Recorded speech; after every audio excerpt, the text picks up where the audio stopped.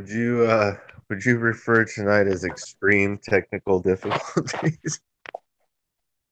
Extreme physical difficulties. Yeah, just a little bit. Um, are you there? Are you both there, Jeff? I am here. I didn't hear what you said there about referring to that as something. I said, would you refer to tonight or this evening as extreme technical difficulties?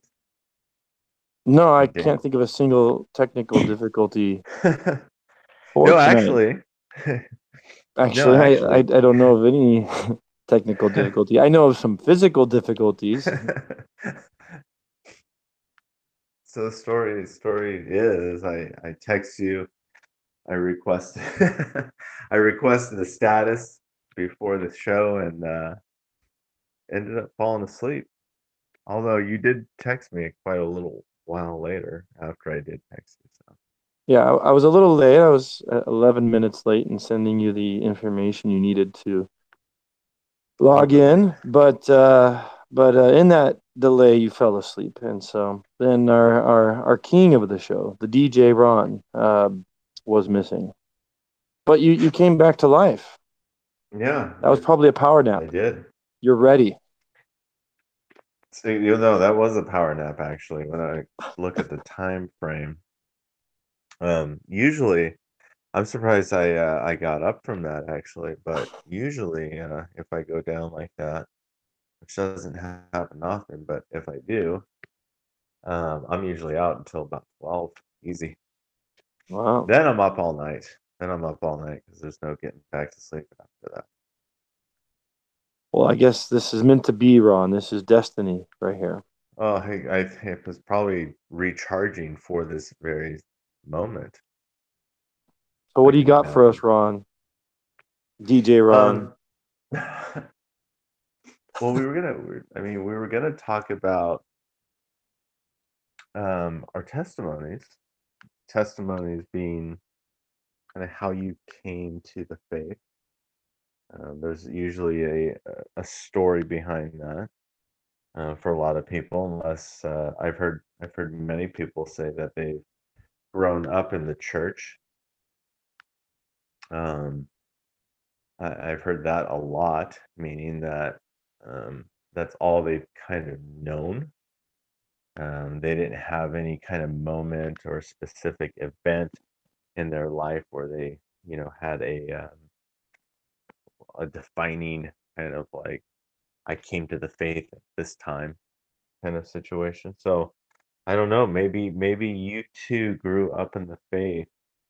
Um, I didn't, but maybe you did. Is that true for you? Well, this is interesting because, yeah, Jeff and I know each other's stories, obviously, but we don't know yours. I don't know. So But maybe, Dana, you and I both grew up in I like to refer to it as a culturally Christian atmosphere. Yours is a different culturally Christian atmosphere yeah, than mine's, mine, but yeah. you did have, Catholic Church was what you were raised within. Yes. So at a very nominal level, like when I started asking questions about, or when I started protesting going, I was met with the answer of, well, we just do this and, we'll take you to Denny's afterwards. So there wasn't any deep conversations about how this is important, why it's important, or anything like that. It was a And then culturally Mexican, Kind of thing you did. yeah, kind of like, a remnant, I think, of Hmm. maybe a more stronger Catholic tradition in the past. your parents Well, what? continue to attend church to this day. No, well, they had a big gap. There was a gap of years, and it was after after I got confirmed, which was with a lot of, um, you know, resentment on my part or arguments. I think they just got really tired and they didn't make my sister go through the confirmation process and they pretty much didn't go. Like we didn't go regularly. And it wasn't until recently, Jeffrey, that they started going more often. So I think Wow. we wore my parents down or something. How They many decided it wasn't worth it. How many children do your parents have? I'm the middle of 3. All right. What's the oldest? Not who's the oldest, but what's the oldest age? Well, my brother was just like 2 years older than me. So and then my sister there's a bigger gap. Mm-hmm. So yeah, in that 7 years gap, because the turning 13 is when you get confirmed in the Catholic Church. So and you kind of go through classes every week leading up to that. So I could see it being a very special thing, but um but no, we weren't going when my sister turned 13, so she never did it. Huh. So has she ever done it? There was like a Catholic revival or something when she had her daughter. So she got confirmed when her daughter got baptized. So Revival in your yes, family? In your family? I mean, maybe it was about doing the baptism. Yeah, she started going where she hadn't gone for a long time, as far as I remember. What Um, what was what was the moment for you though? I mean, you grew up Catholic. What was the moment for you? And here's where kind of I was envisioning this discussion, probably in a couple different parts, but I wanted to kind of focus on the story because we talk about testimony. Testimony could be up until this very moment. But I wanted to focus on and arrive at the moments for each of us where we kind of ended up coming to faith on our own, where we actually made our own decision to go to church or to read the Bible or believe whatever it is, whatever you want to call it. And we can come to those terms during this discussion, but you know what I mean. Like for you specifically, what was the moment where you said, you know, I believe in God and I believe in God and this, you know, this resonates with me and you know, I'm going to go to this church where ultimately, you know, I go with Jeff and you know, I meet Ron and blah blah blah, all that stuff. What was that? Well, hmm. as a quick note for anyone who, with our many listeners, for anyone who doesn't know what a testimony is within the Christian context, it is that what you described just now, like that personal time that a person actually becomes a Christian, basically. So there would be sort of a time before you were a Christian, and then you have this testimony where you explain how I became a Christian, which is what you're asking about. Yes. So shall I go first? I think that makes sense. Oh, since I became some sort of Christian before you, Dana? Yeah, because I think you were completely instrumental.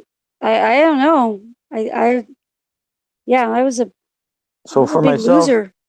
I had said Christian cultural kind of upbringing. So up to seventh grade, I was in a Christian school. So I had that. And when I was very young, I guess my mom and dad, while they were together, did attend a Baptist church. And I still remember going to Sunday school with that. So we might have been a little bit more Christian when I was about 1 to 5 years old. But my parents ended up getting a divorce. And so around 8, they were separated. And then from then, I don't remember much church at all, really, apart from Christmas and Easter. And that is an idea that some people share with me, that they were like Easter Christmas Christians. And then I did go to a Christian school, though. But there was no prayer at home or anything, or Bible focus or reading, or even conversations that I can recall. And then, of course, my mother's new husband was an alcoholic and abusive, and so from about 8 to 18, I was experiencing, when I was at my mom's, staying with my mom, lots of interestingness. And my mom owned a balloon store in which part of her business was strippers and stripping telegrams. And so I was getting strippers for my birthday parties, and my mom would throw a party for my brother. She threw a party for my brother where alcohol was definitely encouraged. And so I was having sort of this weird life where Christianity was definitely nothing real to me. And I started going to Christ Church of the Valley. And at some point, I started to learn what actual like Christianity was. And I would say that around 19 years old, I probably actually sort of gave my life to the Lord, which just means that I decided I'm going to follow Jesus. And exactly why is hard to explain, but I know I had broken up with my girlfriend, and I had been in sin and things like this. And I think I started to get another relationship, and I finally sort of obeyed what I felt like God was telling me to do. And that was like a turning point for me. And I decided to try to follow Jesus. And so then I started going and listening and doing the whole thing called Christianity. And I started to learn a lot. And I had a pretty interesting 5, 6 years. And during that time, I met Dana, and she'll tell you how she became a Christian. And I met a variety of people, including you, Ron. But as I grew in, let's call it the faith, I learned more about the Bible, and I learned more about how some of the teachings that were being taught to me may not actually be in the Bible. And so I actually sort of got in this weird place where I sort of abandoned that faith that I started with and moved on to, let's say, a more mature faith. And then for me, if we're going to do the whole story of me, there was a point where I was trying my best to pursue God, and really just forgetting about all these teachers, what they're teaching me, and just learn what the Bible says, and really just trying to seek God directly through prayer. And I had what I believe to this day was an encounter with God, though sometimes I wonder if I was hallucinating or something. But, and Ron, you actually came to my house while I was in that moment with God, remember? Yes, I do. Yeah. So I spent about an hour and a half in what it felt to be the presence of God, and that transformed my life. And I had this very real sense that God was very, very, very real, just like we all say he is, but it became incredibly real at that moment. And I began fasting and praying and really pursuing God for about a year after that. And then I went up to the mountains to really pursue God, and I began to essentially hallucinate.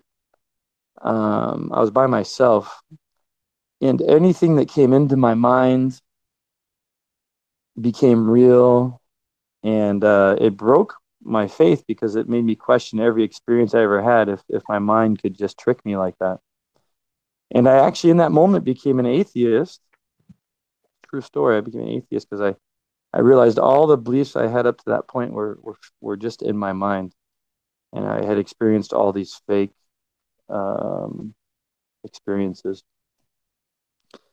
And so,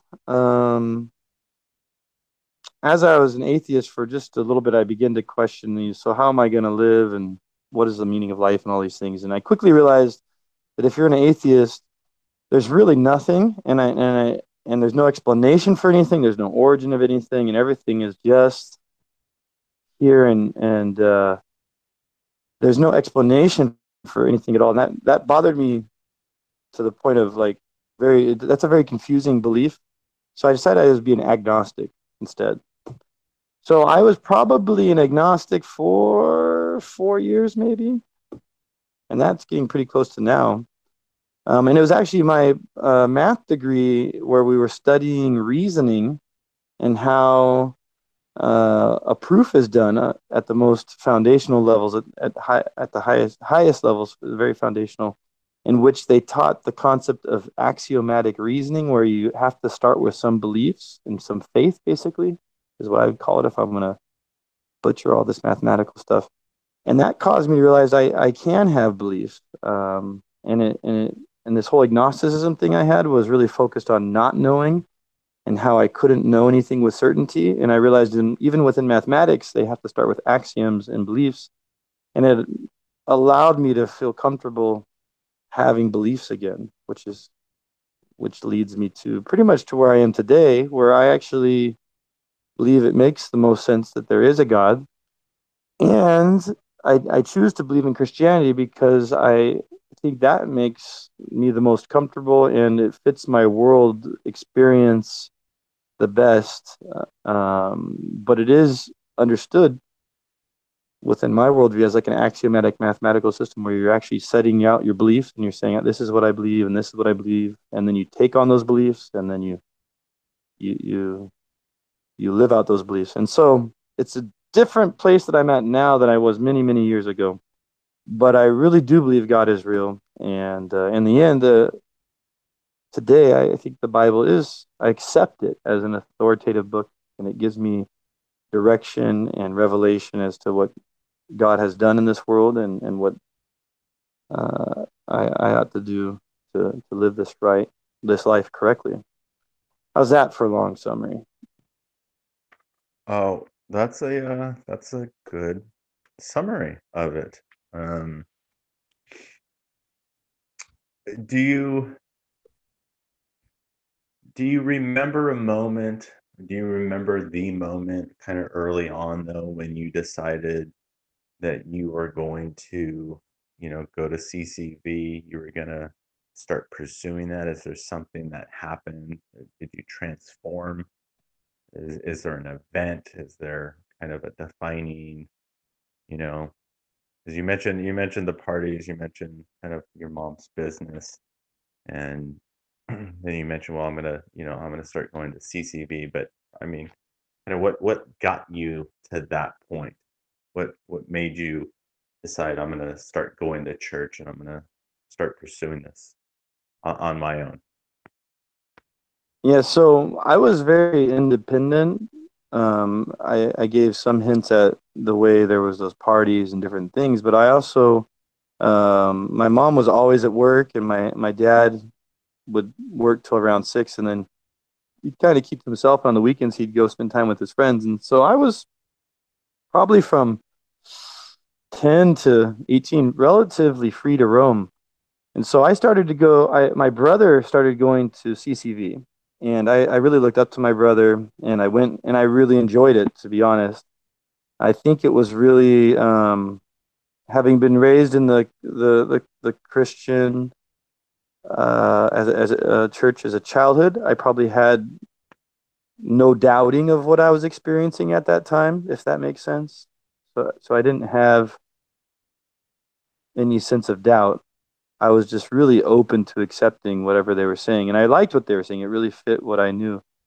So I would say from about 16, I think is when my brother, um, 14 is I think my brother took me there and I knew about the church. And then around 16 to 18, I started attending. I really enjoyed going. It was more like something I just felt good probably. But it wasn't until I broke up with my girlfriend, or no, I'm sorry, she broke up with me actually. I didn't want to break up with her. I I I said, can't we just try another month and see if we can work this out? Let me ask you, was she African American and did she play piano? She played some piano, and I don't think she was African American. Oh, That's okay. me being funny. Well, She was not African American. But at the well, time, my hey, question was me being funny too. I didn't. okay. But at the time, I didn't have those perspectives, Ron. That was before. That was pre who I Pre am now. woke. Pre Pre woke. woke. That's correct. At that time, I was not woke, Ron. No, I get it. I get it. Yeah, I was joking. regarding your question, when that relationship ended and I began to pursue some other relationships with some other young ladies, I began to do some things and I began to have to make decisions. And I distinctly remember deciding I'm not going to do these things anymore. And I'm gonna, and there was a girl that I liked, but she wasn't a Christian. And Chuck said, you're not supposed to be dating someone who's not a Christian. And so I I chose against what I liked. And that was, I remember, a big sacrifice for me, because I had to do something that wasn't what I wanted to do because I thought God was doing it. And prior to then, I had been doing all kinds of compromises. And so that was a key moment for me. And I really think that was pivotal, because I had at least a feeling of like I was getting closer to God from that point forward. And from there, it was like layers upon layers, as I had described, of learning and getting closer. And really, I used to call it my little escalator, really all the way up to that moment where I encountered God, and then I spent about a year really pursuing after God in that way. I felt like I was on this sort of upward, getting closer and more knowledgeable of God. Does that answer your question?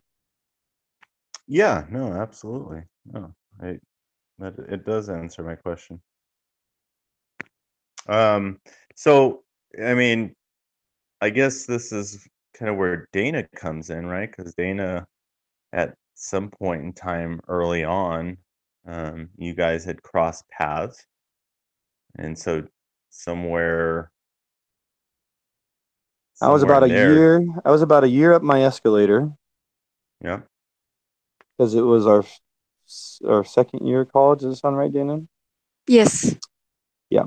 So I was about 1 year up my little escalator, because it was after my little breakup. There was probably actually about a year, yeah, 6 months to a year on this real new pursuit of God, when I began to meet. I had a class with Dana, an art class. We were drawing naked people together. So Yes. Yeah. So when I met, you were uh some kind of like player in the field, it sounds like, with all these girls. I think you're projecting that. well, you weren't. Yeah, people liked you, Jeff. What? Including You Dana. had, Boys and yeah, girls, by the way. yeah, boys and girls. I had, He's been hit on a lot, actually. Yeah, I had some interesting stories from both males and females in college. But anyhow, people me wanting too. to spend time with me.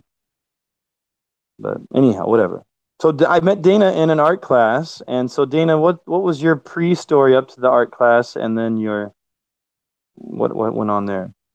Well, I guess I'd have to say um, just for an interesting fact, when I met Jeff, he would go around carrying a very large study Bible wherever he went, practically, I think, and he would be talking with people a lot about God. So he was a very evangelistic guy, and I think Jeff was probably the first. Maybe no, maybe not. Okay, maybe I'm forgetting some things. I was gonna say the first Christian I really spoke with, um, but maybe that's not accurate. But I definitely noticed his Christianity, um, and for me, for where I was at the time, I think I referenced myself as being a loser before when we started this conversation earlier. Um, So I don't know. When I look at my life, I brought up the Catholic Church, and that was a real. I think around 13 is when I started thinking about God and what I believed, and it really wasn't Catholicism. Like I remember arguing with my mom how I didn't believe in Jesus, I didn't believe in the God of the Bible, so why do I have to do this? And so, if I were to describe what formed my morality in my life, I think I was just kind of I don't, maybe just someone whose morals were pretty bad and maybe informed by television. Um, I I enjoyed doing things that were wrong, and I didn't have a real sense of what was special and good, or even just good morals. Like my husband Jeff, has described how he would try his best not to lie to his dad, right? Like to his face, right, Jeff? Like you would.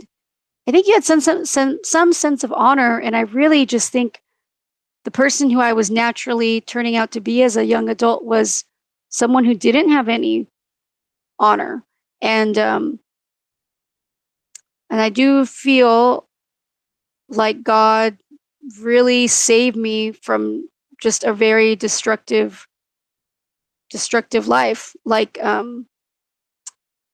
it's incredible. So when I met Jeff, I wasn't interested in him, in his faith, but I liked him. I was attracted to him. He was an interesting guy, and we talked, and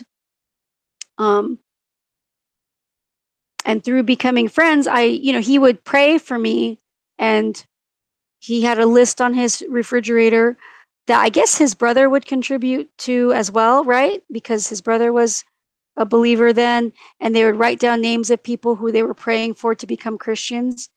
And my name was on there a few times, spelled differently. So I knew he thought I wasn't a saved person, right?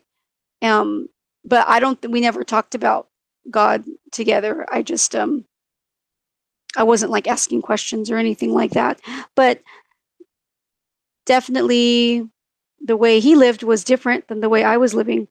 So that's not going into all the details, I guess, but yeah, I just really feel amazed that now I'm here today as a mother of children, and I'm living a pretty honest life, where before my life wasn't like that at all. So I think when you asked before about maybe a specific time that I really decided to respond to God or respond to salvation,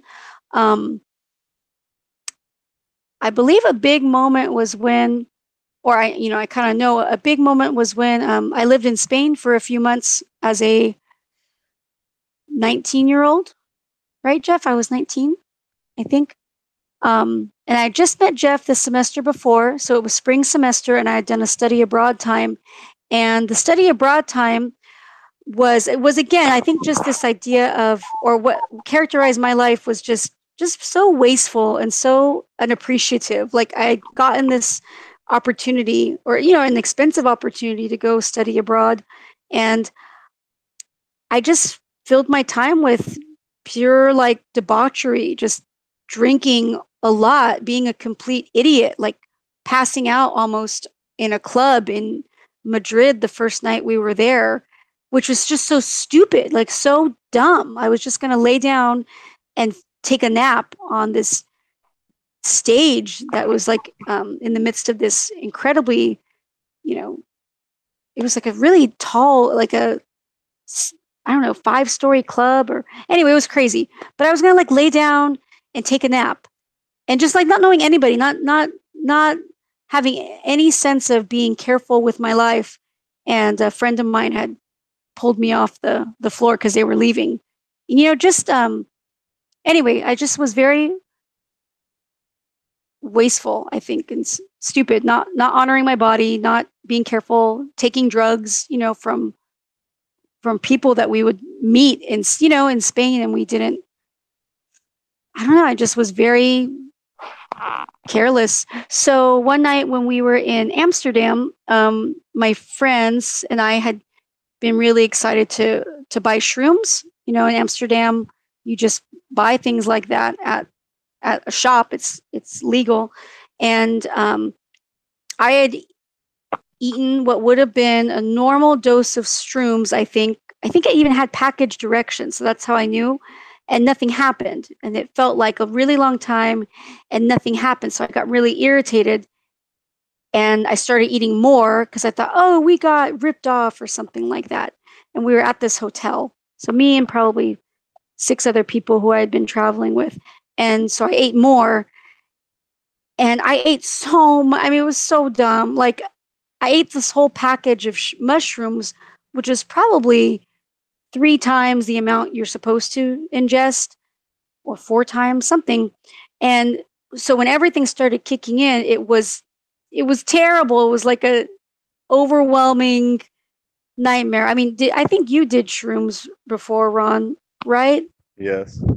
Okay, so it was like really negative, because I had those negative feelings probably right before it kicked in. So, I'm looking at the TV and things are starting to turn all grotesque and evil. I'm looking at my friends and their eyes are turning into spirals and just like vines growing all over them. And I just had, it was just really negative. It was very scary. And at one point, I left the group and I was just wandering in this hotel.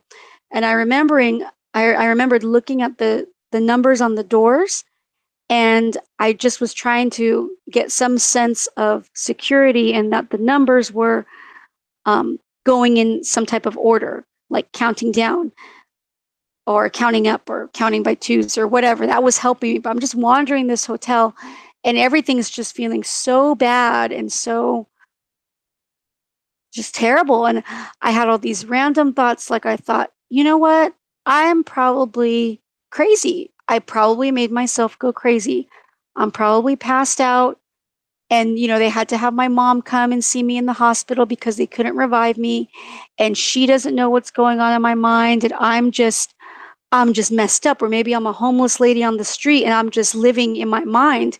Maybe it's been years. I thought all this crazy stuff.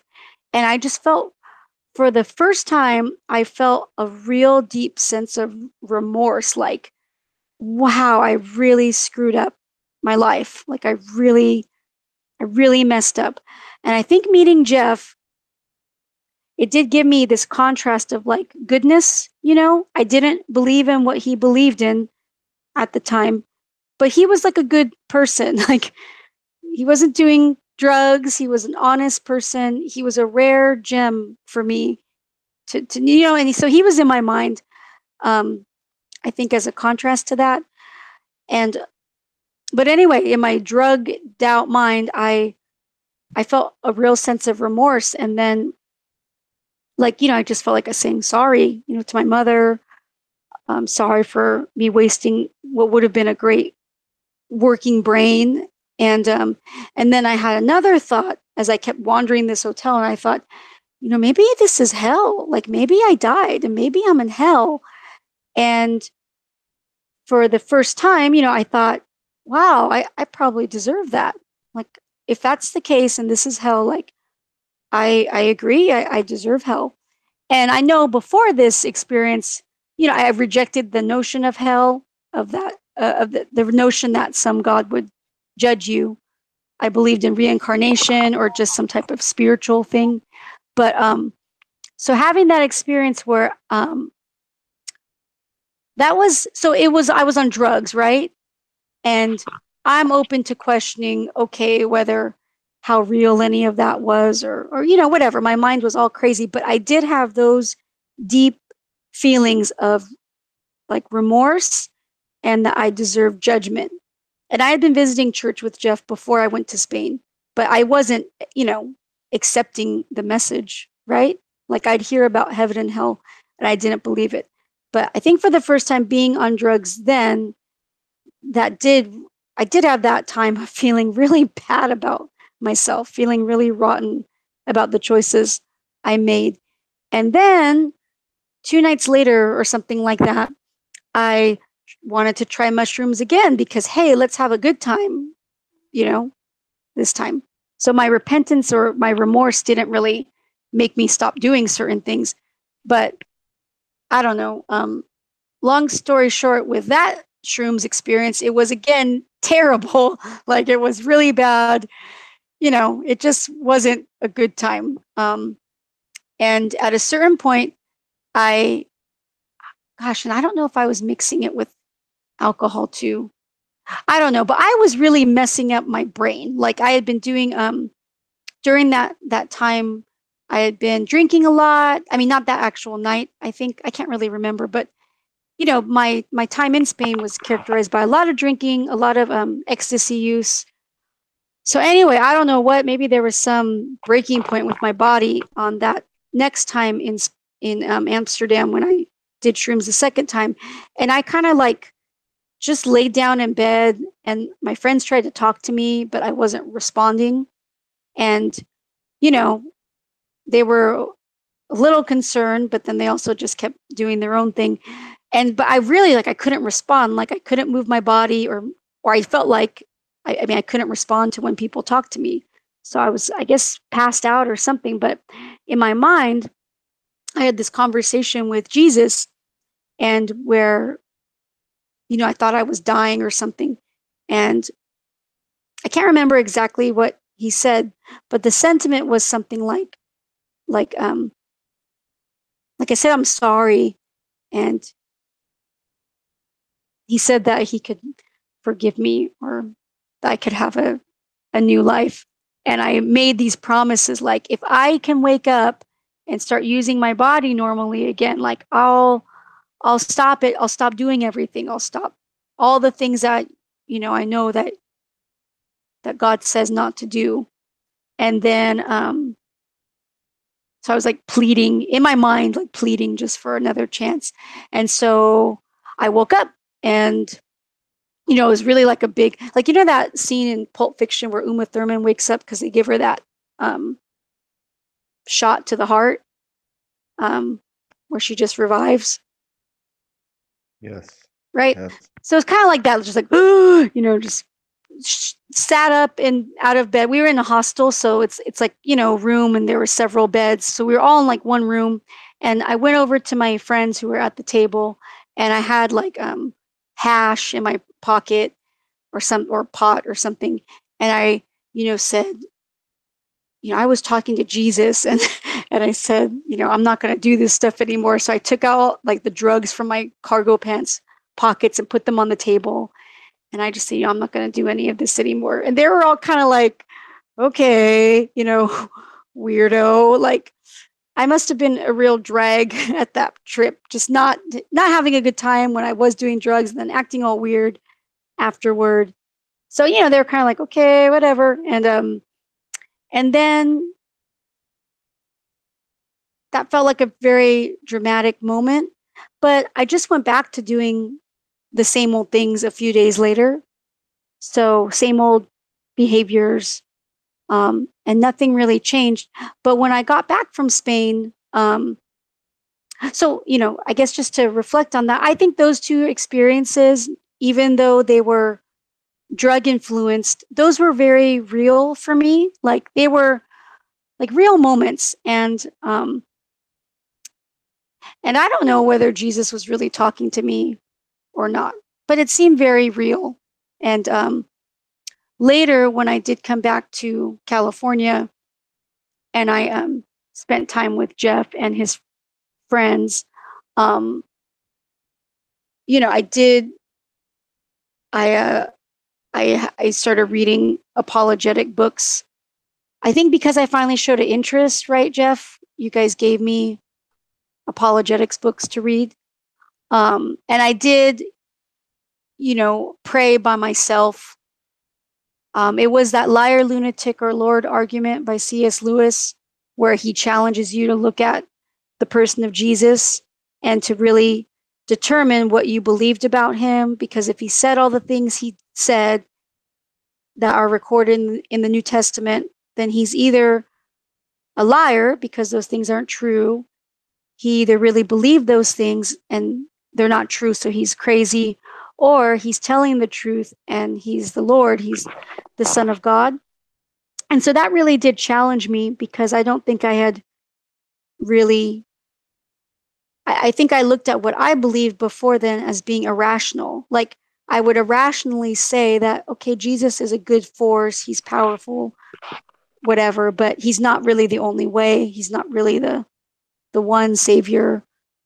And I'd also still believe in like reincarnation, and that doesn't really square with what he taught.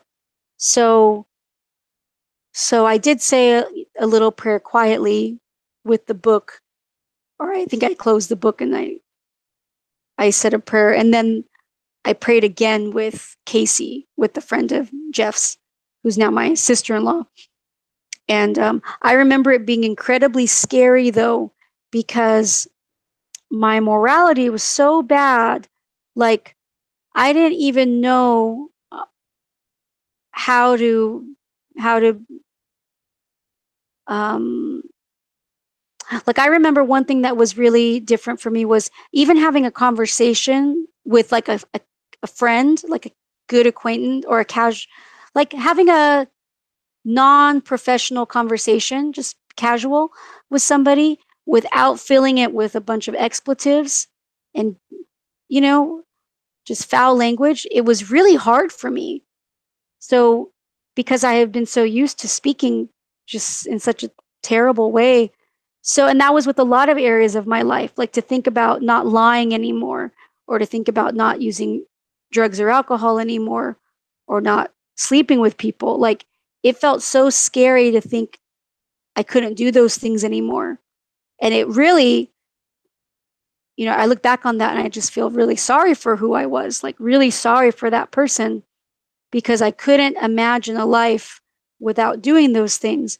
And I thought a life without doing those things would be incredibly boring.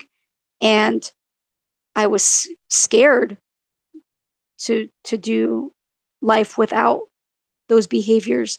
But I had balanced that with a real belief that, well, if this is true, God really does demand me to leave these things, so I should do it. But it was with a very scared and not excited heart that I let go of doing all those things. It was really terrifying. And I felt very awkward after, especially in my first, I think, month or two of trying to live like a Christian. It just felt like learning how to speak again or something like that. So I'd say for me, it was a very dramatic conversion. I guess everybody probably would have a defining moment if they really do believe they're converted and saved. But my prior life had been so full of just a really terrible way of living that it was a very dramatic change. And I do credit that to the power of God. Like, if it wasn't for Jeff and the people who I think prayed for me, there were people praying for me. Um, I just really shudder to think how I'd be living today, or if I'd even be alive today. So I'm blown away at how kind God is and how many times I put myself in so many stupid situations, from driving drunk, from just not even having any common sense with the way I behaved. I can't believe that I'm here and that I haven't suffered more dire consequences. I remember after I became a Christian, and I think I was dating Jeff at the time, or just friends. I can't remember. But I remember going to the doctor to take an HIV test because I thought, oh, like, I might have HIV. Like, I have no clue who I had been with, like, as far as their history or anything. And I remember thinking, because I was living like a Christian then, I remember thinking, man, like, that would really stink if I had HIV, because I can't, like, do anything about it. Like, I would just be stuck with it, right? And I thought, well, I probably deserve it. Um, but I didn't have HIV. And it was just, I consider myself very fortunate. So that's me. So I'm very grateful to Jeff being a zealot as a young man. No, that's good. That's good stuff. I had a similar kind of view on lifestyles. I remember at some point it being such in my face that I felt like I was kind of faced with a decision almost, right? It was like living my current lifestyle, or not, doing those things, which all fall into the same categories as you were talking about. For whatever reason, I couldn't imagine life not, or living under these, what I thought at the time were like these strict rules or whatever, and that was terrifying to me. I had that same kind of thing happen. Um, Yeah. Yeah, no, that's it. That's interesting. That's a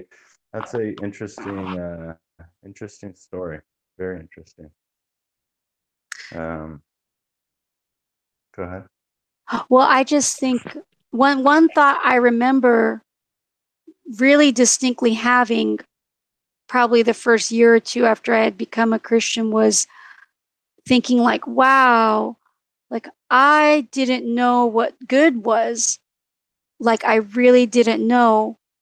And like you said, like I thought it was boring. I thought it'd be boring to live in a good way.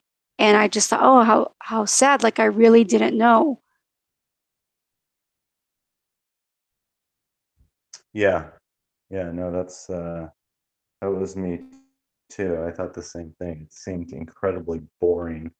Like I guess looking back, I couldn't really define what that was for whatever reason, though, that I had that same kind of sense that, oh my gosh, life is going to be boring. I got to give up this and this and this. And I look at it, wasn't really a whole lot that I was needing to give up necessarily, but it did seem that way.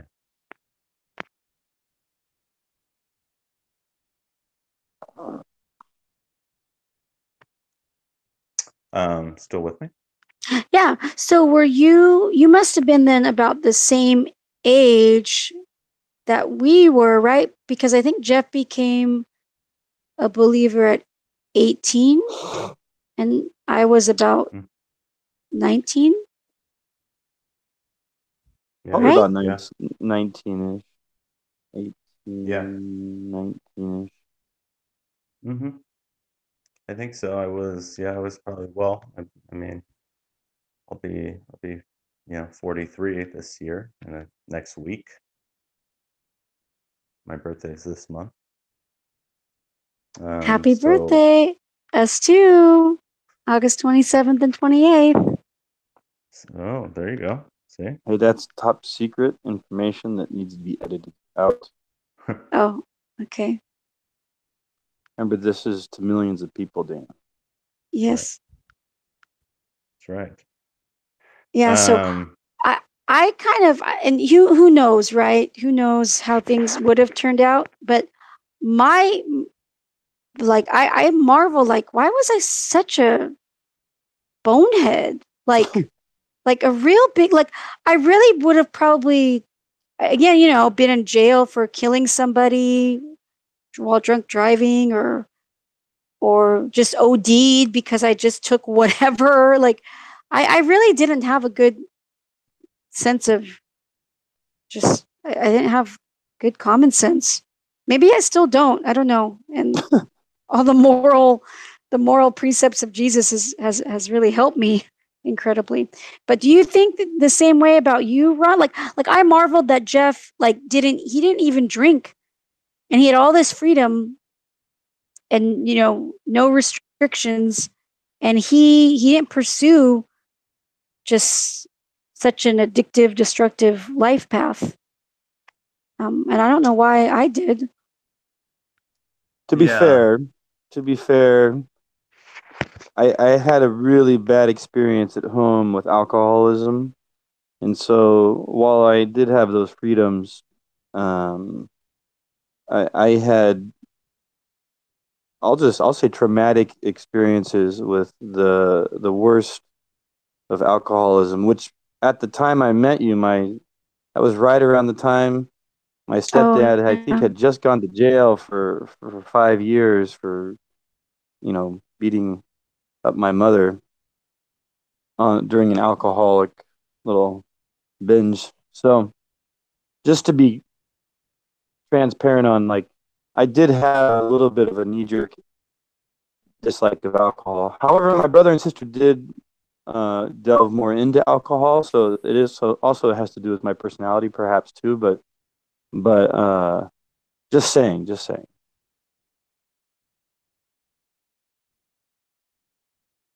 Yeah, Yeah, so I didn't have I didn't have any particular crazy drug habits. I did drink quite a bit, smoked quite a bit. I experimented with a couple different things, but it was just an overall kind of lifestyle that I was living at the time for me that, for whatever reason,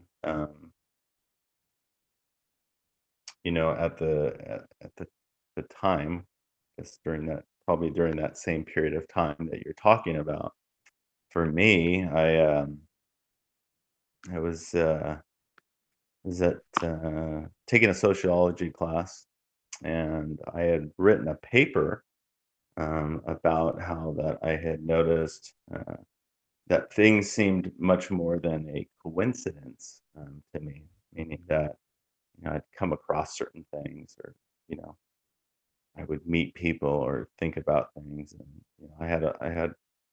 I didn't grow up in a particularly spiritual house at all. We never went to church. We did. My mom and my sister and I did a little while after my stepdad had passed away. I was about 11 years old at the time. We went for a short period of time, and but I, I still have a Bible that I got during that period of time. But I didn't grow up in a particular spiritual house or a house where we went to church. It was a short-lived kind of thing. And then my my dad passed away when I was pretty young. I was 16. And from him, he was more on I would say, on the spiritual side of things, in the sense that he was a believer in God, and he would, be vocal about that continuously, where he'd use uh, God's name, the Lord's name, in vain, and he would then say, "I'm sorry, Lord." He would whisper it under his breath, that kind of thing. So he lived with some convictions on that kind of stuff, and then later on in his life, and he ended up getting sick. He was young when he passed. He was 39, but when he ended up getting sick, and it, I guess, dedicated his life to faith, and in some sense, and started going to church with my aunt, and been baptized, and so he started pursuing that later on. But I didn't have a great influence as far as faith is concerned. Growing up in it, I didn't really see it. Um, then, kind of jumping forward, I was taking a sociology class, and so I wrote this paper, and my teacher at the time read it, and he gave me a book, and to read. In the book, it was Celestine Prophecy, um, and he was, basically, it was a book that at the time kind of confirmed some of the things that I was saying about, things being much more than a coincidence. And so I ended up reading it, and that book became some kind of a pivotal kind of thing for me. It took I was always I always believed in God, but never had any kind of like real structure of what that meant. And the idea of Christianity kind of freaked me out. Even my short period of time going to church after when I was about 11, 12 years old, I didn't really like it. Made me feel uncomfortable. Um, and a lot of that had to do with just kind of having some conviction around the people that were going to church. It always made me feel um, kind of weird in front of them. You kind of have to watch your mouth, or you couldn't say certain things. That was kind of the biggest thing. Not that I was walking around cursing all the time or anything like that, and I certainly didn't do that in front of my parents. I wasn't like that, but for whatever reason, this kind of sense around these Christians, and having to act a certain way, that was very, very evident to me. So I felt uncomfortable with that kind of stuff.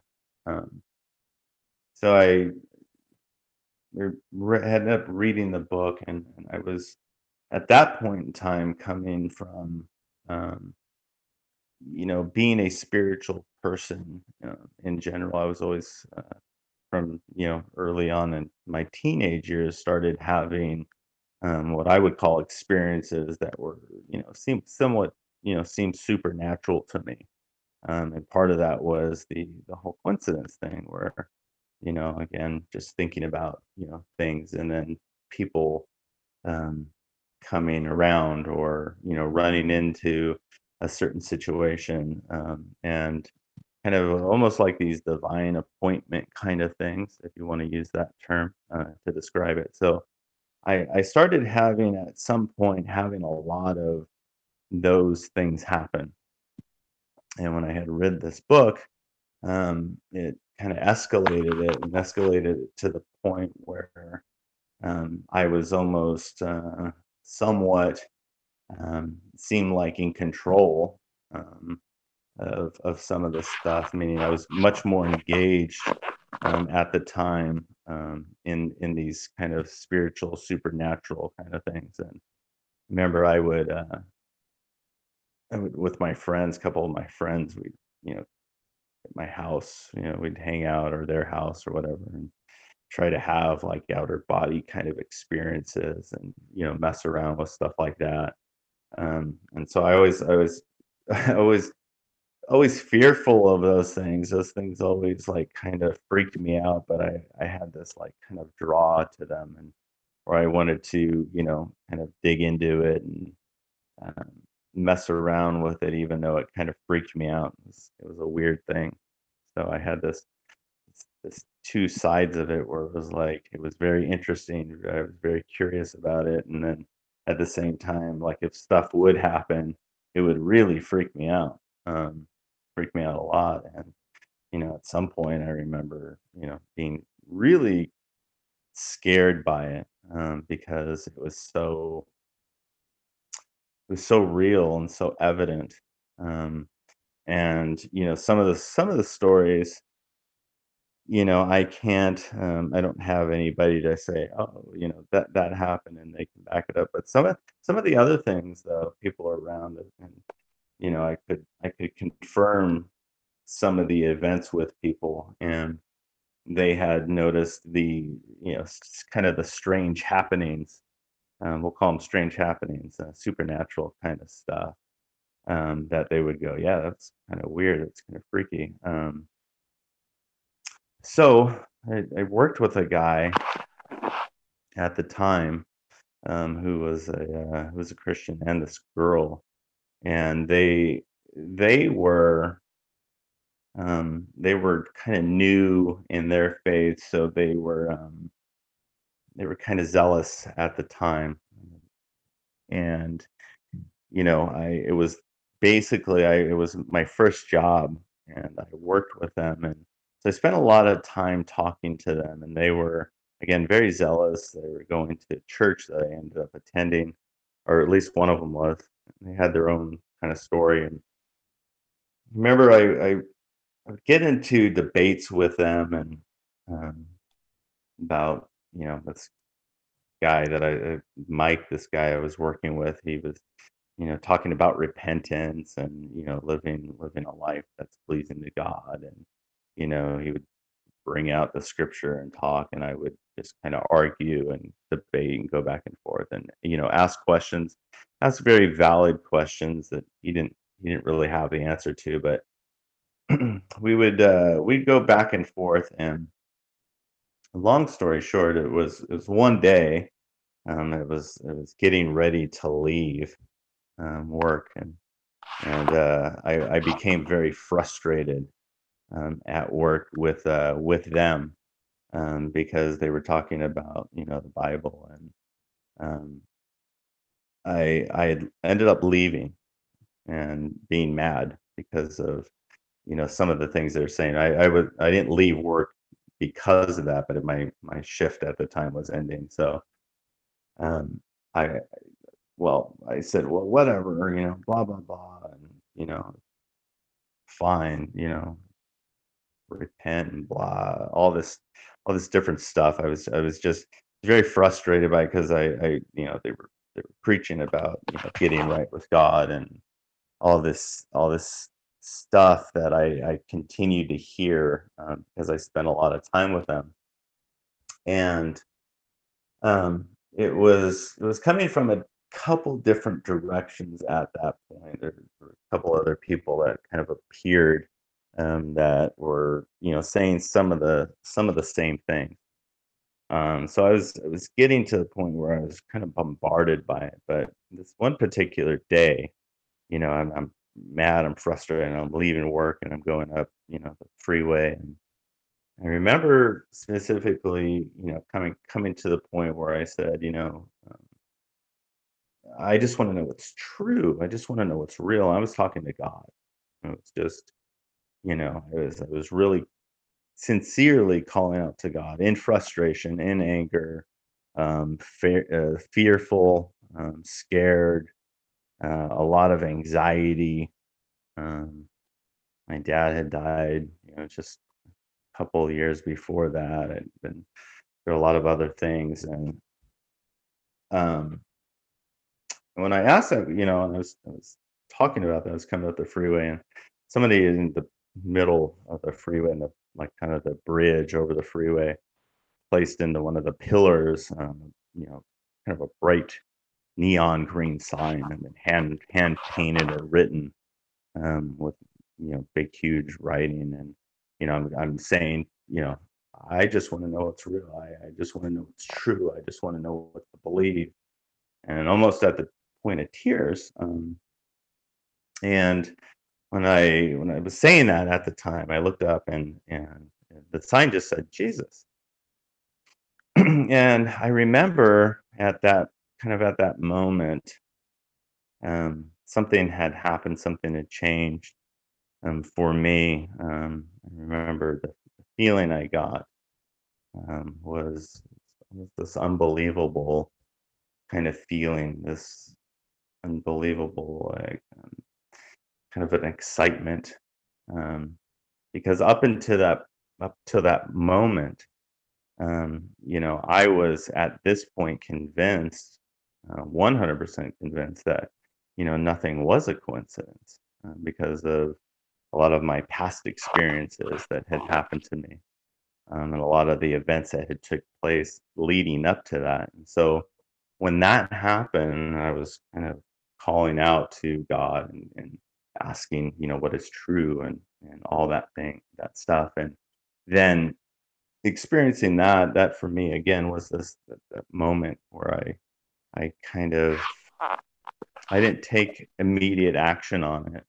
I was still, asking a lot of questions, but from that kind of point forward, there was a lot of other things that began to start happening that ultimately ended up, leading me to the point where, I started, going to church on my own, and started, reading the Bible, and, I started to make new friends. I started to, get away from some of the things that I was doing, um, partying and all that stuff. And it was, it was kind of, it was a lot happening at the time, but that was, a little while after that moment is when I started to kind of pursue faith on my own. And I had the moment at work. I remember, they would talk about, people leading, you know being led in the sinner's prayer, right? I mean, you go to church, and they'll do an altar call. And I remember the guy I was working with, I was like, Mike, I'm ready. He's like, ready for what? And I said, I'm ready, man. And he was like, okay. And I said, I'm ready to pray. I'm ready to, accept Jesus, basically. So, he led me into prayer, and that was kind of it from that. And I mean, there's a lot of other things that had happened, but the abbreviated version of the story, and how I originally came, to the faith, if you want to call it that, or became a Christian. That's what kind of happened to me. Um, and then from there, kind of a number of other things. But that at that moment, it wasn't too far removed from where I ended up meeting you guys. And that's how we kind of, because I was going to Calvary, and um, some people from the CCV I came in contact with, our good old pal that we've talked about before. He was kind of influential in that. He was my boss and my employer for a little while in one of the part-time jobs that I had, one of the many. But he he was instrumental in that, and so I started running into people, and from CCV, and then ended up, kind of that's how I met you guys. You guys were kind of mixed in that crowd, and so here we are, all these years later, through a lot of different things. Um, Jeff, Uh-oh. Jeff, I remember Uh-oh. I remember your experience that day when I came over. I had happened to you know come at the time where you had that moment. I remember you crying, and being very emotional. I remember having a very similar experience to that as well. Um, the, I guess the part that I didn't know was the part later, which I'd known about the mountain experience. I know that you had um, taken off to the mountains, and you had some kind of a transforming moment there, but I don't think at the time you were ready to process or ready to talk about that. I certainly didn't know what I knew tonight, or what I know now, as of tonight, about what it really meant. But that's interesting. But that whole time period, kind of our paths have been crossing, and that's ultimately kind of the same time period that we had met, and we kind of started doing some of this stuff in a different format, but the whole email exchanges, and debates that we used to participate in. The DJ Ron show occurred in there somewhere. No, I'm sorry. Yeah. The Ron and Jeff show. Yeah, Ron. Yeah, that's right. Ron and Jeff show, where we the would famous. Yeah. the, Yeah, yeah. and speaking of Sorry. Jeff's brief period of atheism, which I think was like 5 minutes, but the after effects were years long.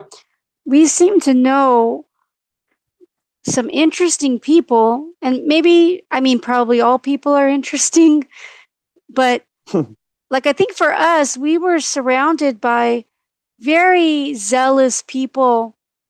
I think of a friend, who lived in the trailer park and would share his trailer with homeless people, and um, people who would go out trying to talk with random people on the street about God.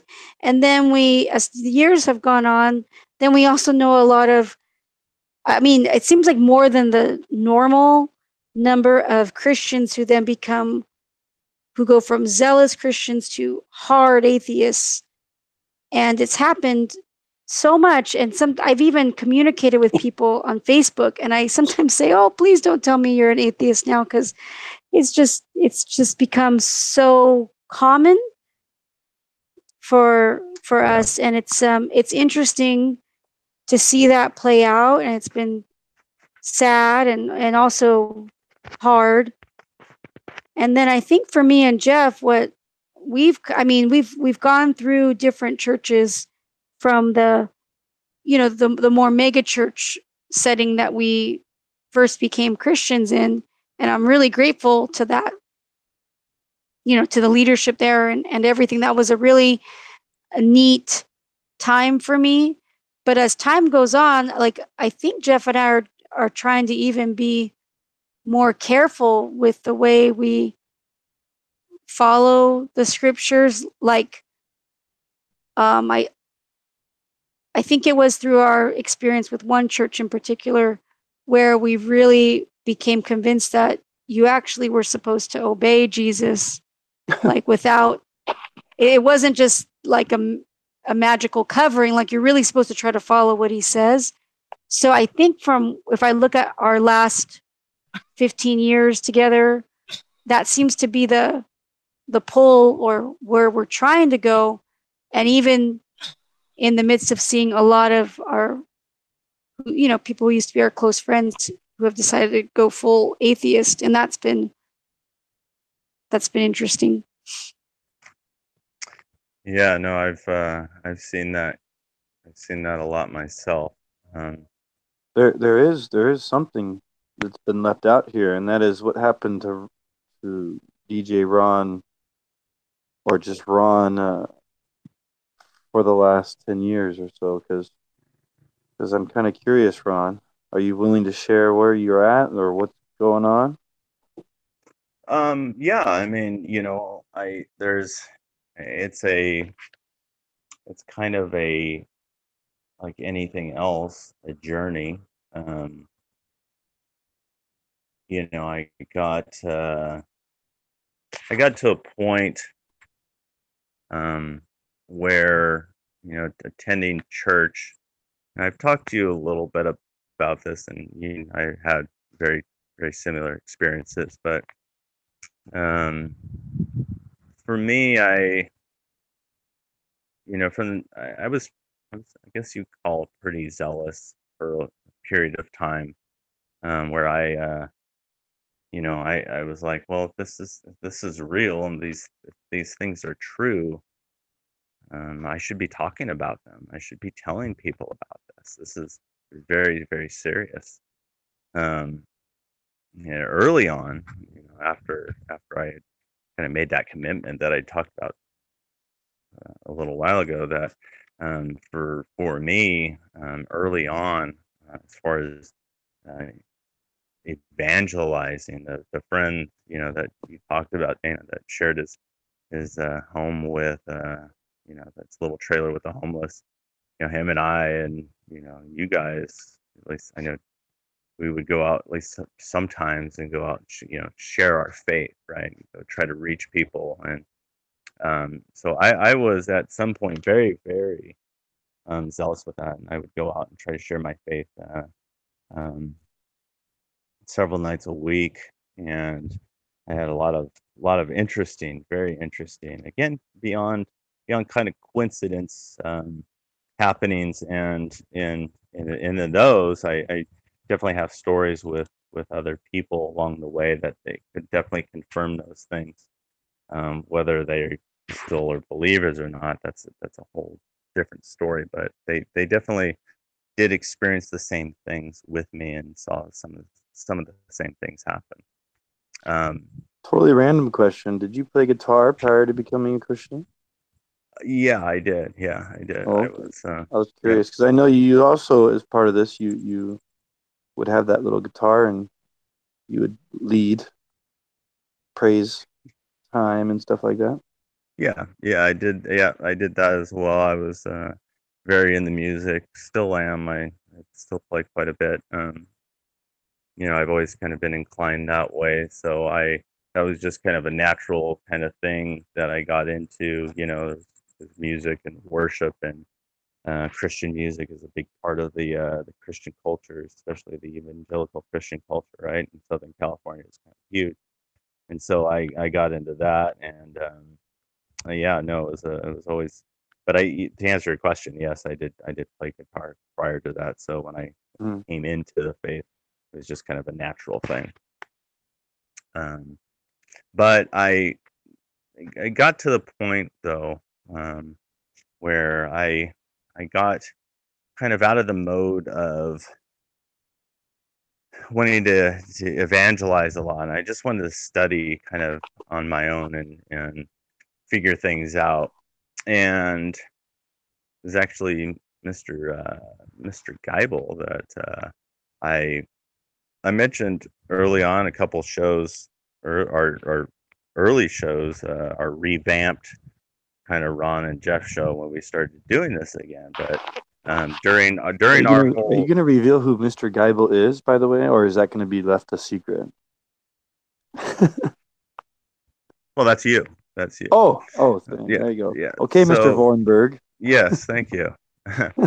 So Jeff, early on, him and I started kind of, I would say, diving into doctrines and different theological topics, and it was you, Jeff, that kind of I had a big moment because of something that you had written to some of the church leaders at the time. And it was the way that you asked a particular question um, that made me kind of set me on a path of asking questions and digging into stuff in a way that I hadn't really approached previously. And for whatever reason, I don't know why, but for whatever reason, it kind of opened up this world for me where I began to, question a lot of things. And so I had always questioned a lot of things. I'd always had, the same type of questions, but my ability to ask those questions and ask those questions honestly up until that point was a little bit different. So I wasn't comfortable questioning things. I wasn't comfortable saying, well, it doesn't really make a whole lot of sense to me. But when we started having the exchanges with church leaders and we started having debates with people, and we started, I guess, essentially in the simplest terms, calling people out on stuff, and saying, trying to challenge them on some of their beliefs. That kind of took me into a whole nother realm where I just did that in every possible way and everything that happened, and it essentially kind of transformed everything for me because I got to this point in the church where I found it very, very difficult to have conversations about God or talk about the Bible, and I couldn't find anybody that would want to have a dialogue, even within the church. Um, and so that became that became very difficult for me for a period of time, and it changed kind of things for me. Um, and I went through a period of time where I felt like I just didn't know. I didn't have any particular. I didn't doubt the existence of God, and I didn't doubt anything like that. But I definitely doubted, some of the things I was hearing, and doubted it, some of the kind of the claims people made, and our shows, our Ron and Jeff show, kind of at that particular time when we were doing that. That's the particular time that I'm talking about now, where for me, just questioning a lot of things, questioning a lot of things that I'd heard, and questioning a lot of things that I had just accepted as truth, with even in the church. And so, um, that is essentially where I got to, and then eventually got to a point where I started to realize that, well, yeah, people don't have answers necessarily to the things that they believe, and they don't really have sometimes good explanations for it. But at the end of the day, there's still room for a dialogue, right? There's still room to be able to have faith and not know and not be certain about every little thing that you claim to believe in. whether no matter what it is, we did the end times things for quite a bit, and I didn't really come to any kind of firm, solid conclusions from all that. I didn't walk away from any of that going, well, I know what I believe about the end times for sure, 100%. This is it. I certainly know, some of the things I don't believe, um, some of the things I don't accept, and that's true. But that is where I got to, Jeff. Does that answer your question? Well, are you a Christian now? Yeah, no, I would still consider myself to be a Christian. Um, I haven't gone to church for quite a while, but I think anybody would say that that's not a requirement to be a Christian. I think that's something Christians do for sure, and I'm definitely not opposed to it. I would encourage, and I have encouraged people to attend church because I think there's some things that within that community that are pretty important for people to be able to be around like-minded people, right? I mean, you want to be able to kind of exist in a in a realm like anything else. Dana, you talked about some of the groups that you have with other mothers and women, and so you find yourself kind of wanting to gather with like-minded people, and so yeah, I although I don't attend church at this moment on a regular basis. I would definitely encourage people to. I would I would consider myself, still a Christian, although, I my beliefs, are much different, much different than I had early on. But early on, I didn't kind of in the same situation where, I was just asking questions, and so, at this point, I still do ask, questions. I always like to, think of myself as a student, um, somebody that, seeks to kind of try to uncover the truth and, seek after those things. Yeah. No. All right. Yeah. Is Now, that, oh, I do find it interesting when people stop attending church, but I don't know that I would say that attending a church building is um, a necessity, perhaps. But what about don't forsake the assembling of ourselves together, or believers? The yeah. idea that it would be good to find some body of believers and assemble together. Yeah, no, I definitely I would agree to the benefits of that, and I would again I would kind of personally encourage people to do those things. I just I think for me personally for a period of time, I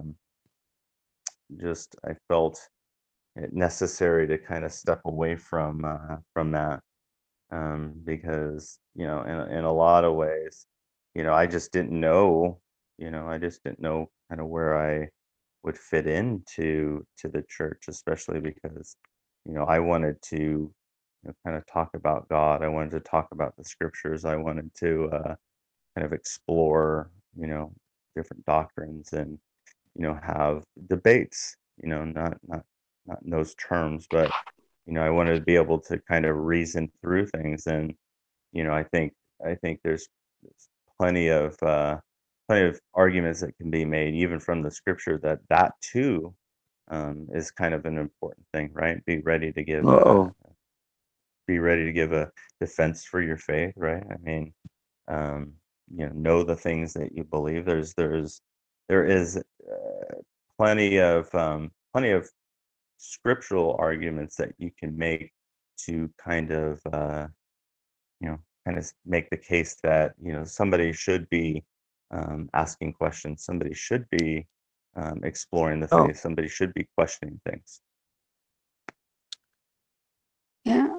I think what I'm learning is that we're in a very weird time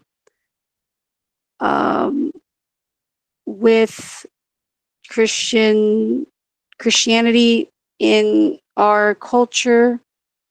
We're living in a place of a strange time where there's so much money collected and under the preaching of this is that you're supposed to tithe, and it's going to these big buildings and salaried pastors and programs and some weird, some not founded teachings. And I found that the more I look into the Mennonites, I think they're Mennorite. Like I just read today, I know the question that Jeff had asked that you mentioned that was a real turning point for you is when he asked about tithing, and he questioned, why the pastor would say that Christians are supposed to tithe, and he was bringing up the idea of, well, tithing was an Old Testament thing; it was done a certain way. The New Testament never says to tithe, and he got some not a very open response, and not a response that answered his question, and a lot of was it called stonewalling? So, and that's very negative. That's a really, it's a weird teaching, and it's sad that the response was so bad. But what was kind of cool in my simple homemaking little workbook that I bought for myself from this Mennonite company that I've been using their materials for our homeschooling, they have they have this little simple section on tithing where basically they say, well, some Christians decided to tithe because they're referencing back to the Old Testament, and that was a good thing to do. So they give a tenth, but basically the New Testament doesn't have any prescription, but it does say that we're supposed to give, and we're supposed to give with an open hand. Basically, Christians are supposed to give. And it's just such a simple, accurate answer, yet it's sad that that doesn't seem to be normal. There's all these kind of very, very off and strange doctrines and practices today. And I just want to share, it was so nice. So I've been looking into Anabaptists and Mennonites and whatever, and we've been influenced by some of those things throughout the years, especially with the church we were visitors to that had a lot of those elements. But just a couple months ago, we went to this house church in LA that I had found through searching online, and it was in someone's backyard, very simple. There were roosters crowing in the back or something like that, but it was it was reverent. It wasn't chaotic or anything. It was just a structured, reverent, simple, wholehearted time.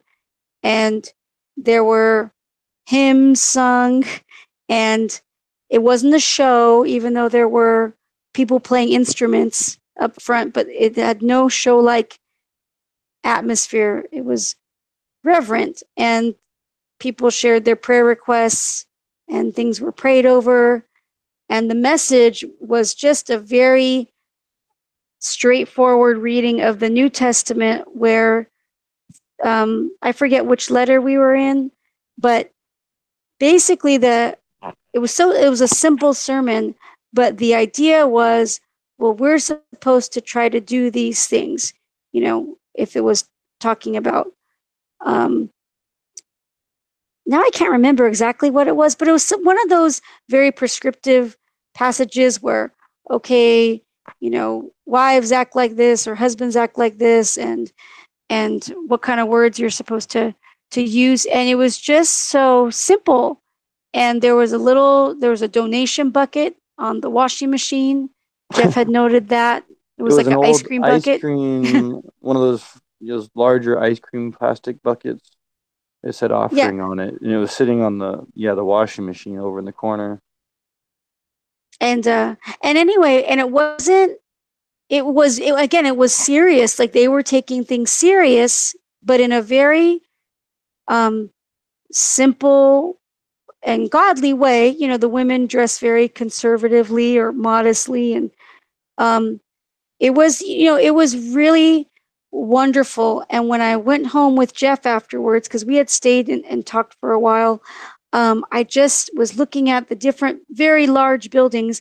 And I know the pastor who I talked to, his vision is like to have a network, if they continue to grow, to just plant more house churches, because he says he doesn't ever want to purchase a building, because just rent is so expensive in this area, and he can't imagine using that much money to buy a building. And so as we drove home, I looked at these, one big church stood out to me, and I just thought, like, how is it that what to me seems so, what we just were a part of, seemed like a gathering of people who are trying to be holy in a simple way. How is it that is not normal for Christianity? Like, that seems like what Christians, what would be very normal. But for me, I just thought, well, I kind of had to search and find something like that. And I just thought of all the experiences we've had where there's so much added on to Christianity, that I don't think is it's just like these weird extras to what the teachings of Christ are, which seem like a very demanding, very, very holy, very good, God-focused life. Yet there's all this crazy stuff added, and it made me really happy to visit that place, and a little sad because it's far away. It's a good drive away, but I want to keep visiting, and that's something where in all of our seeking, I feel really, really positive about, where it's not like, oh, I want to be part of this house church because I don't want any authority, or we want to do our own thing. It's not like that at all. It was really beautiful, and and it comes from a Mennonite, the pastor who came to plant a church out here. It's Mennonite. So I just think, wow, like a lot of what I think is what we first became Christians and we were part of, the real big, whatever you call seeker friendly churches. Again, I'm really grateful for being introduced to some things. But it is strange how much of a show church has turned into. It's like a show you go and watch. Yeah. And this, what we were part of, it wasn't a show. And again, it's like, it's demanding. I feel like they prioritize following the teachings of Christ, from what I can tell. Right, Jeff? It seemed like a group of people who were trying to really do things right. Yeah, that is correct. And from the very beginning, you had said something which I find to be so important, and I believe, Ron, you will agree and or find interesting, and that is that with their Mennonite teaching, it was simple. They just said, yeah, some people have taken this tithing idea to mean this, but there really is no teaching in the New Testament about this. And this topic is actually, for certain people, a controversial topic. And whereas this church, it's very simple. And that's what Ron was talking about. I did send a leader who taught the church that they should be tithing, and I found it while you were sharing, in which I asked 4 questions related to tithing. And specifically, one of them says, assuming all we have is money today, how does the quote spend that money. This is how tithing is described in the Old Testament in one place. Spend that money for whatever your heart desires, for oxen or sheep, for wine or similar drink, for whatever your heart desires, you shall eat, therefore, before Yahweh. I asked how that principle of tithing applies in today's church. So not to get too complicated here, but the tithing is not just 10%. There was actually something they did with that, and part of it included using that to eat and drink whatever your heart desired in the presence of Yahweh.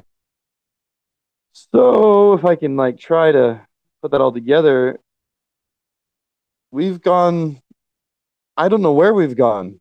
There's a much simpler and, as you said, demanding Christianity, which I think Jesus and his followers taught.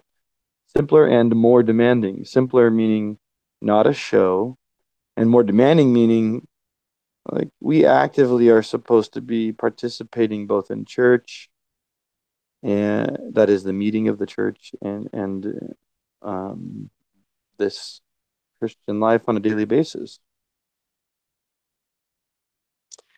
Yeah, and I think you'd agree, right? That what we heard a few months ago was, the pastor basically, he, in English and Spanish, right? He just read the passage, tried to elaborate somewhat, but it was very simple and basically like, hey, we're supposed to try to do what Paul said. And Yeah. things weren't explained away. I didn't feel like he was trying to entertain me, where I've sat through that a lot, where it's like they're trying to entertain you.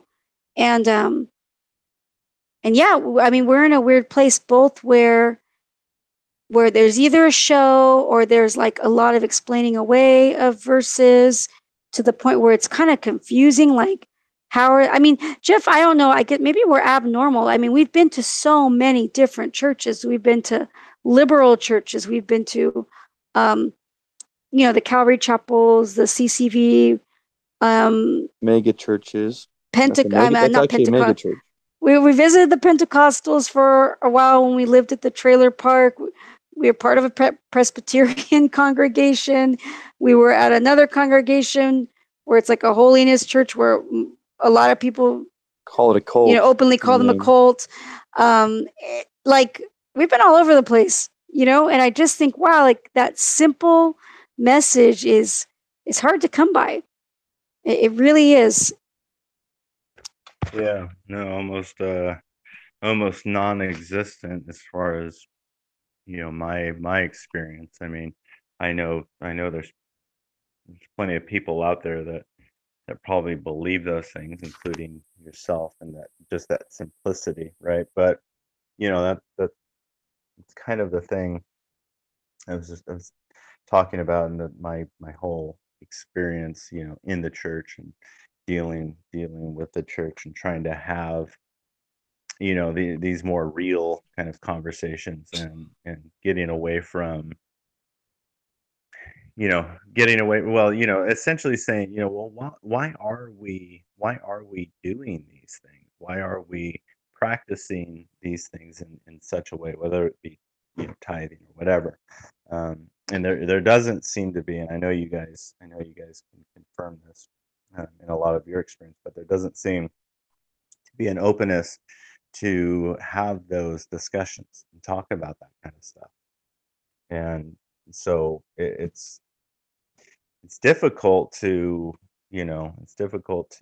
find kind of a gathering of people that are like-minded in that way, because for the most part, people kind of just accept what they're told, and what they're told to believe, and they will run with that. And for me and from my personal experience, if you question those things, if you try to have a dialogue, it becomes sometimes a very negative experience.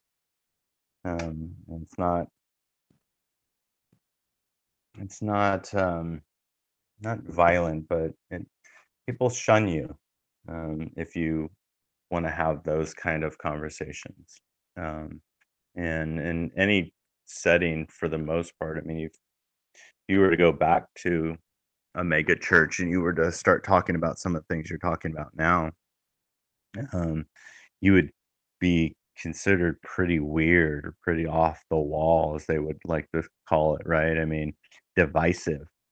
And so there's not a whole lot of room in the church, as far as what I can see, in the church as a whole. There's not a whole lot of room to be able to have these kind of conversations, and to come across, people that are willing to, have a dialogue, or willing to say, hey, like, there's something seems to be off, with this whole practice, this whole idea of entertainment, this whole idea of, making things very, commercial, um, this mega church idea. Although they do a And lot of good tithing. things, And tithing. tithing, tithing, Good yeah, luck. all Good all these. luck starting to talk about tithing. What's that? Good luck starting to talk about tithing. Yeah, yeah, no, absolutely. Good luck. Yeah, good luck starting talking about tithing. I mean, that is just not going to go well at all. And I and again, those a lot of those people that you will come across that will kind of reject those conversations, they're great people. I mean, if you're not talking about those things, all is good. I mean, they're fun people to kind of gather around, and, to what they would, consider fellowship, right? Or gathering together, breaking bread, whatever you want to call it.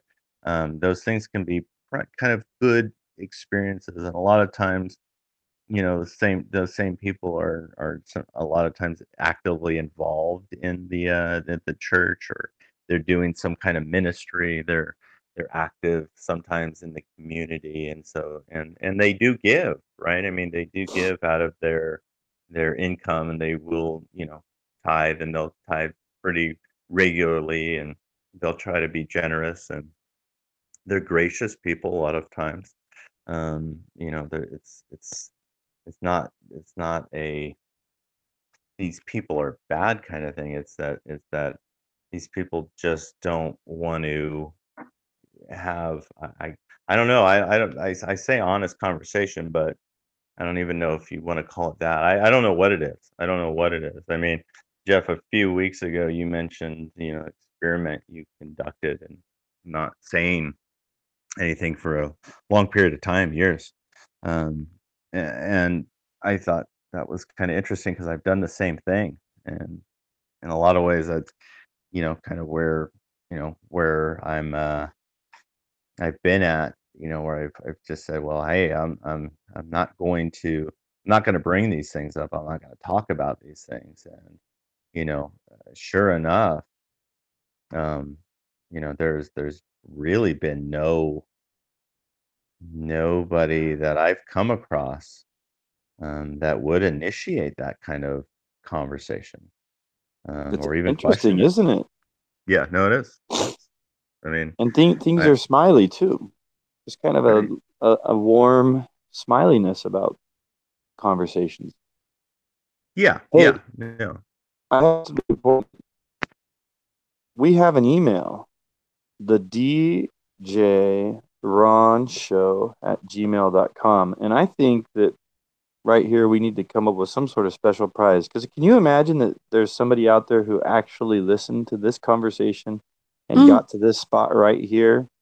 I mean, if they send DJ Ron Show at gmail.com an email, what should we give them? I mean, there's Maybe got an to be some autographed sort T-shirt. an An autographed autographed T-shirt. T-shirt. Would One you of be your willing? white T-shirts with Would you our be autograph. willing to give an autographed T-shirt to a person, the first person to send an email to DJ Ron yeah, Show no. at gmail.com?